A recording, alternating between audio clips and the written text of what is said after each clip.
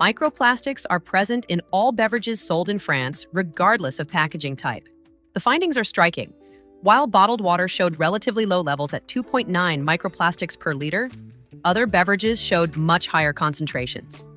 Sodas contained 31.4 particles per liter, and lemonades reached alarming levels of 101.5 particles per liter. Most surprising is that beverages in glass bottles contained higher levels of microplastics than those in plastic bottles or cans. So this is honestly a pretty wild study to me. Microplastic exposure and the health effects on children and adults is an area of evolving research. In children, it seems like they may actually be a greater risk because microplastic exposure is happening during periods of important development.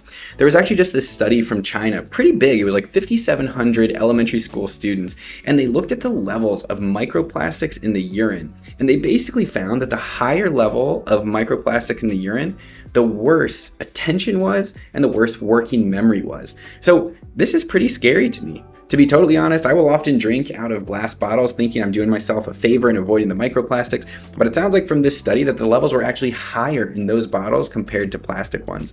They think it's related to manufacturing practices and abrasions off of the caps themselves, so there is a solution that manufacturers could implement, but it's not clear that they will. So the few things I at least would try to do are, avoid plastic containers and plastic feeding bottles, avoid single-use plastic utensils, and then even plastic toys if children are mouthing them unnecessarily would be something to watch out for. And finally, inhalation of microplastics in the home is another thing. So if you wanted to get a HEPA filter, it might be able to help a little bit. But man, this type of thing really convinces me that these things are everywhere. And so there's really only so much you can do.